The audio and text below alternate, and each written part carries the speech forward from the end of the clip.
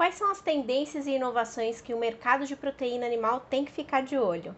É o que você vai conferir no Food Connection de hoje.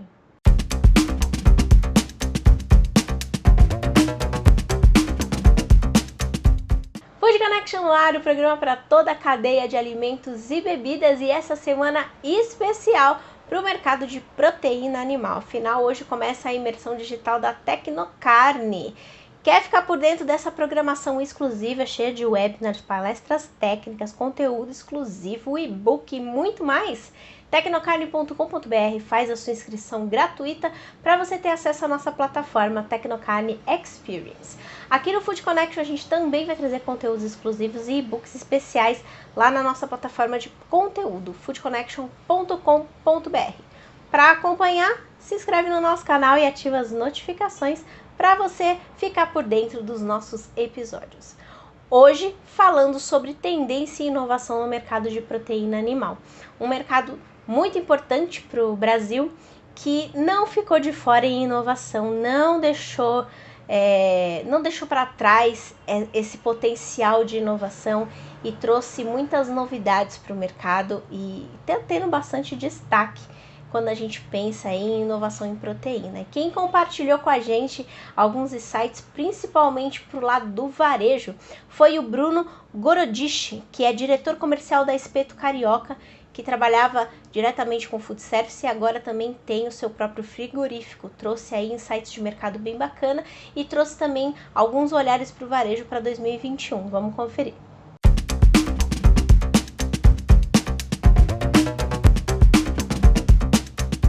Queria saber como que foi esse 2020 para o mercado de carnes e como que isso, todos esses acontecimentos, né, como que eles impulsionaram a inovação no mercado de carnes. Bom, primeiro é um prazer enorme, obrigado pelo convite, Ana. Food Connection, obrigado aí, realmente, para a gente é uma oportunidade de falar um pouquinho do negócio, e trocar um pouquinho de experiência. A gente já está nesse ramo, né, há mais ou menos 10 anos, mas como, vamos dizer, como cliente, quase cliente final, como intermediário, né, onde a gente consome a carne nos nossos restaurantes, transforma ela e entrega para o cliente. E aí, há cerca de 1 ano e meio atrás, a gente adquiriu aí um frigorífico e que pudesse transformar a carne com tempero e cortes, etc., entregar isso para a nossa rede, que a gente tem uma rede de restaurante, e aí a gente conseguiu emplacar isso. Isso tem mais ou menos 2 meses que inaugurou, depois de 1 ano e meio aí de processo em CIF e outros mais. Assim, durante todo esse período, né, a gente viu aí muitas altas e algumas baixas nesse mercado, né? Hoje a gente está realmente num momento bem difícil do ponto de vista econômico, não só pela crise que a gente viveu, mas pela questão de oferta e demanda. Fora do país está muito alto, né? O consumo de carne vermelha aumentou muito lá na China, por exemplo, que até então não estava, parece que não tinha descoberto tanto esse mercado, e para a gente isso tem um grande impacto, né? A gente como comprador, principalmente para transformar o produto, isso tem um grande impacto. O que gerou na gente, então, uma busca pela inovação, pelo que você está falando. A gente está buscando aperfeiçoar a nossa indústria com tecnologia, com processo, né? Principalmente com processo, porque a gente entende que a inovação tecnológica ela consegue suprir de alguma forma o nosso custo com o produto, né? Então, já que eu estou tendo uma alta com o produto, por exemplo, como é que eu consigo minimizar isso? Através de inovação tecnológica, através de processo, claro, buscando também um pouco o mercado externo. A gente está já conversamos, na verdade, com países ao nosso redor aqui, Paraguai, Argentina, Uruguai, que são produtores também da carne, né? Então, na nossa visão, tem um pouco desses dois caminhos: a gente buscar outras alternativas de fornecedores e, internamente, buscar inovação em processos e inovação em tecnologia para a produção. Como que vocês têm percebido o comportamento do consumidor? Ele está mais atento à qualidade? Ele está mais atento à embalagem de carne? Como que vocês têm percebido essa movimentação? Boa pergunta. A gente é nítido assim, para a gente como o consumidor está mais exigente em todos os segmentos, todos os sentidos, inclusive. Se a gente entrega para ele um produto, por exemplo, no nosso caso aqui, a gente transforma a carne e coloca ela no espetinho, né, no formato espetinho. O cliente, se recebe algum lote que por alguma razão está um pouco com mais gordura na carne, e quem é consumidor de carne sabe que a gordura faz parte, que até dá um certo sabor a mais, né? Uma maciez, uma suculência, mas tem cliente que é mais exigente, nega isso, reclama. Então, o cuidado que a gente tem que ter na produção e principalmente na ponta, lá na qualidade, é muito alto em relação a isso. A gente já teve alguns feedbacks.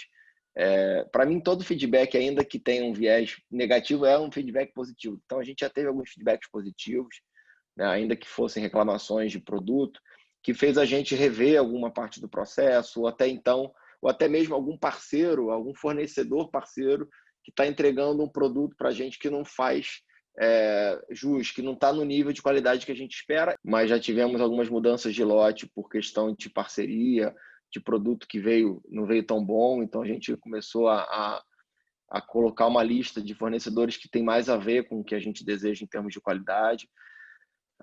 A embalagem faz muita diferença. A gente mudou a embalagem recentemente. A gente trouxe um pouquinho mais de cor para a embalagem. A embalagem já era uma embalagem, ao nosso ver, um pouco premium, né? Assim, ela usa uma cor mais preta e tal. Isso traz um pouco de refino, né? O produto parece um produto mais premium. A gente manteve essa base preta, mas a gente trouxe um pouco de cor, até para chamar atenção também na gôndola, por exemplo, quando a gente tiver um produto no mercado. Então, isso também faz sentido. Então, a gente trabalhou nessas duas frentes aí. Acreditamos que o consumidor está um pouco mais exigente porque também a concorrência aumenta, né? Tem mais concorrente. Isso dá para o consumidor uma oportunidade de conhecer mais produtos, né? E não só isso, a informação farta, né?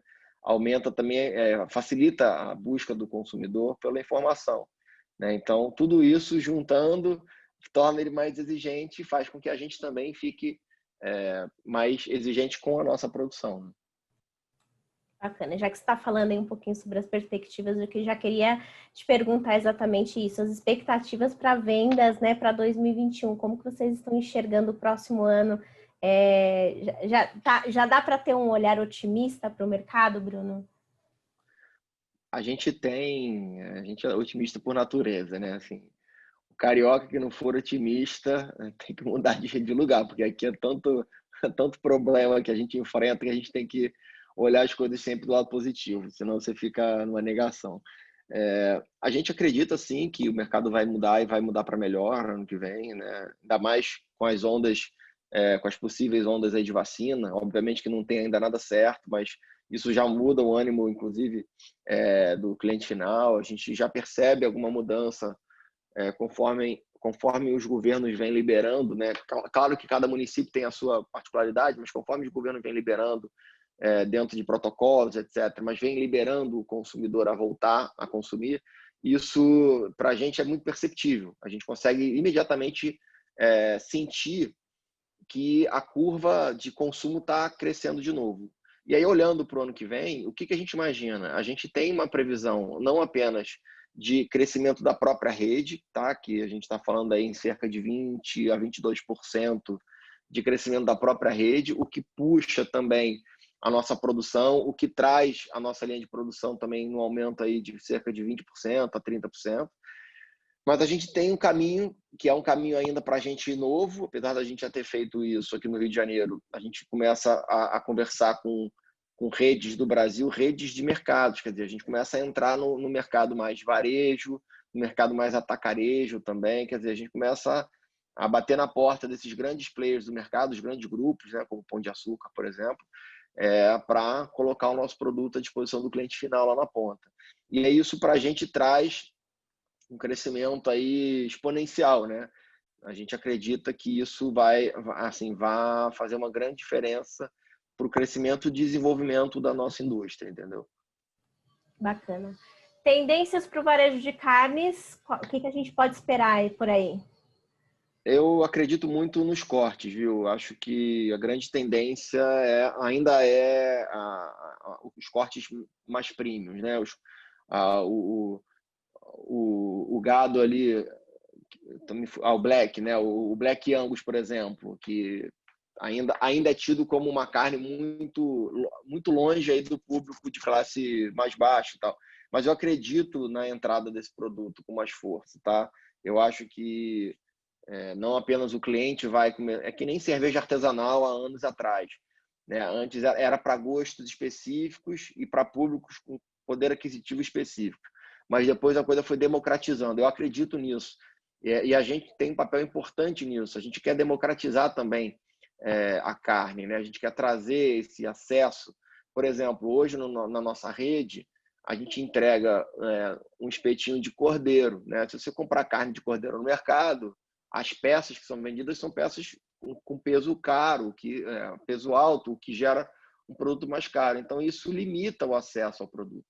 No nosso negócio, não. A gente consegue entregar um espetinho de 100 gramas para um cliente. Então, ele consegue experimentar o produto, que é um produto premium, por um preço acessível para ele, né? Ainda que ele não faça todo dia o consumo de um cordeiro, ele consegue pelo menos experimentar. Então, isso é importante porque gera nele a experiência, democratiza.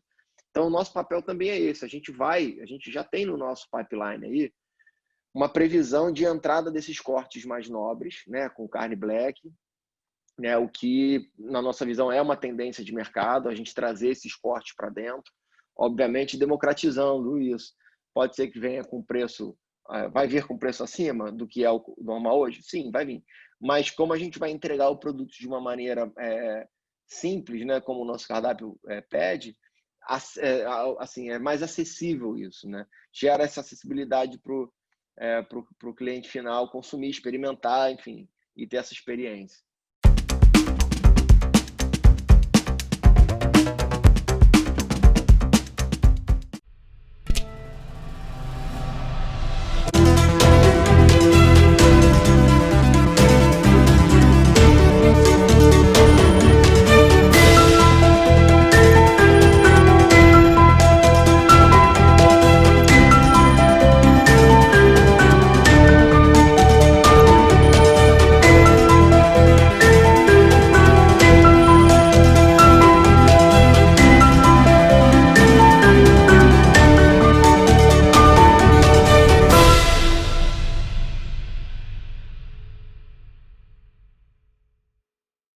Como que o Brasil se destaca em relação aos outros países e quais são as tendências que você que trabalha nesse segmento precisa ficar de olho para se destacar nos próximos anos?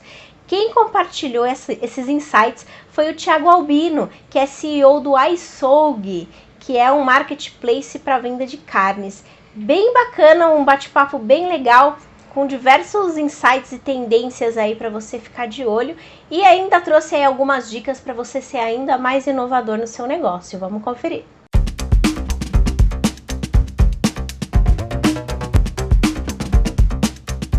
Eu queria já começar te perguntando quais são os principais destaques e inovação para esse mercado nesse ano. Ana, muito obrigado pelo convite. Mais uma vez, um prazer falar com vocês do Food Connection aí da Tecnocarne.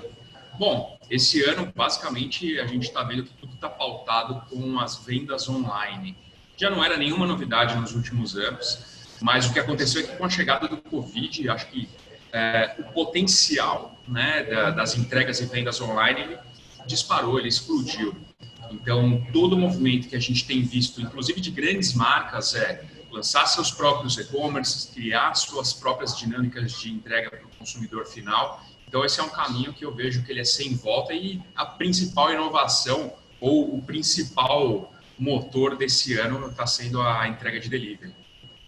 Quando a gente fala em inovação, né, o Brasil ele tem um grande potencial no mercado de proteína animal, mas em inovação, o Brasil ele tem um grande potencial competitivo ou a gente deixa a desejar, Thiago?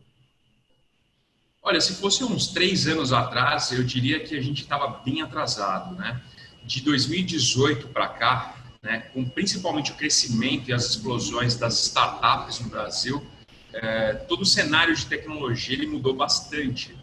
com a chegada dos unicórnios, né, que são essas empresas avaliadas em mais de 1 bilhão, já puxadas por empresas como iFood, Banco Neon, Nubank, entre outros, né? No setor da proteína não está sendo diferente. A gente está vendo surgirem empresas de tecnologia, de inovação. A gente vê empresas de plant-based aparecendo uma atrás da outra, né? Empresas brasileiras que, inclusive, já estão exportando para o mundo inteiro. O Brasil, até então, ele era visto como um patinho feio, né, na área de tecnologia, e agora ele está tendo muito destaque, porque são, enfim, um país continental, um país cheio de problemas para ser resolvido, e a tecnologia ela está vindo assim como uma força motriz para essa mudança.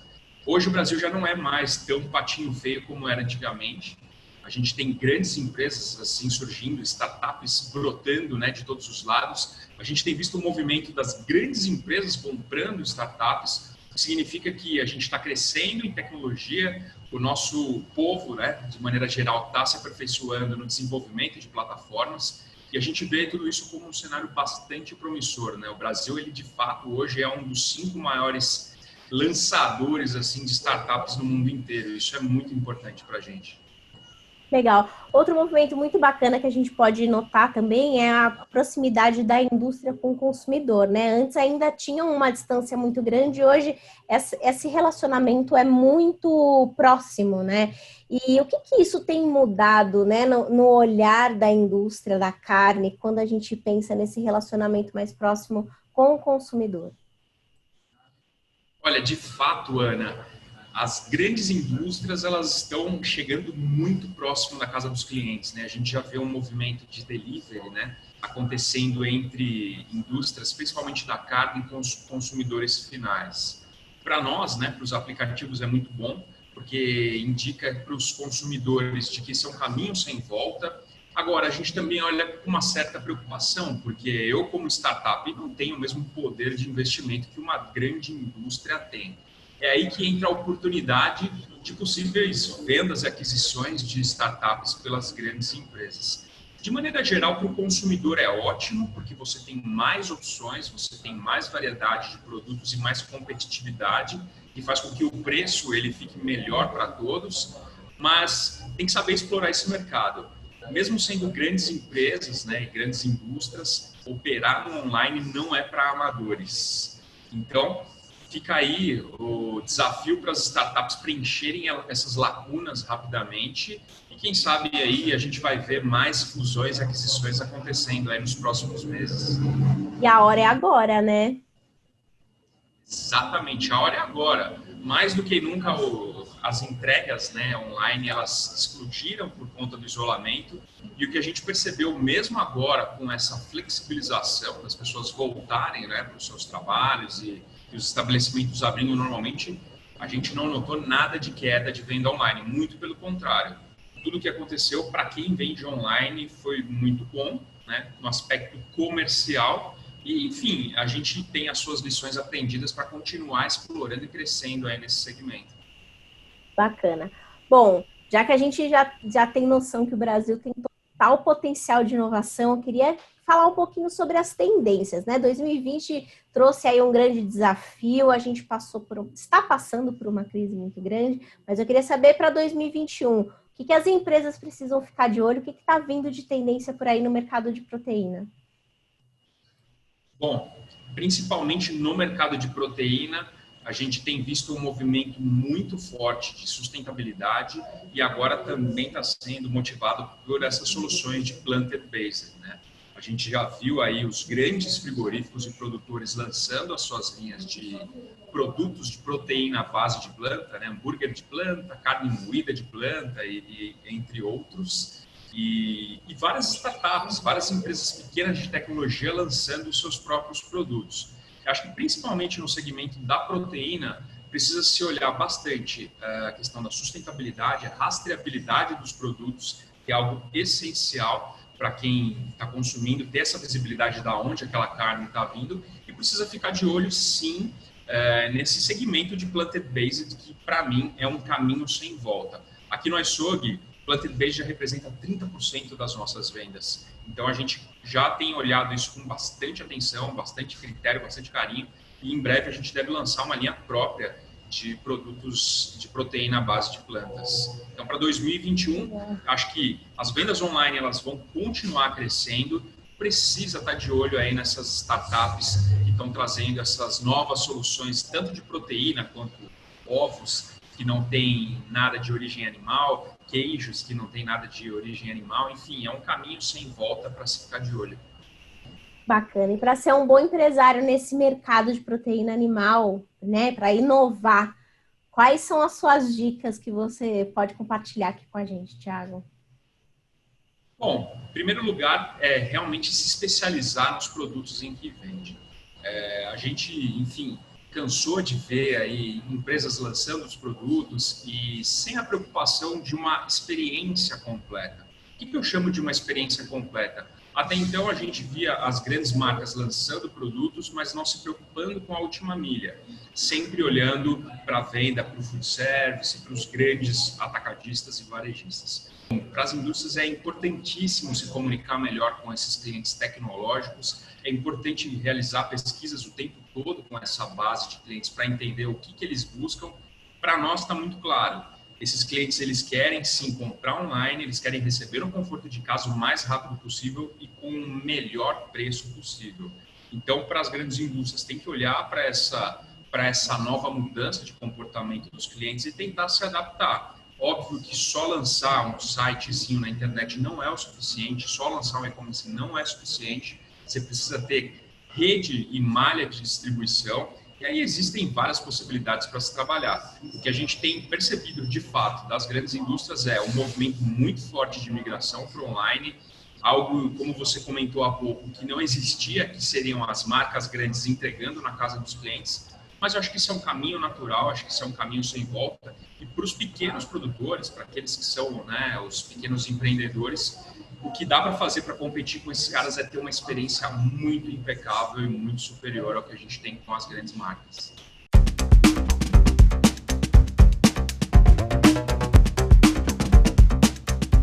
E aí, qual que é o seu perfil? Você é um empresário inovador no mercado de carnes? Conta aqui pra gente nos comentários o que você tem feito, quais são as suas ações, como tem sido o seu 2020. Compartilha conosco aí os seus insights, as suas dicas. Quem sabe você não pode inspirar outros empresários aqui e ajudar a movimentar esse mercado. Antes da gente terminar aqui o nosso episódio, eu queria já deixar uma sugestão. A gente tem um e-book para você fazer o download gratuito lá na nossa plataforma de conteúdo, que vai falar sobre os hábitos de consumo de proteína animal e os reflexos na produção. Um e-book bem bacana com diversos insights que vão te ajudar também aí nesse finalzinho de ano e para já fazer algumas projeções para o próximo ano, que já tá logo aí, né? Então, dá uma olhada, o link tá na descrição desse vídeo, mas acessando o nosso portal você também encontra facinho. Amanhã eu volto com mais um episódio aqui muito bacana, falando um pouquinho sobre o churrasco, né? A paixão do brasileiro, com algumas dicas para você impulsionar a sua venda de carnes. Lá na plataforma Tecnocarne Experience também temos uma programação exclusiva para você. Confere lá no nosso site tecnocarne.com.br. Fica por dentro de tudo. Então amanhã já sabe, te espero aqui no Food Connection. Até logo!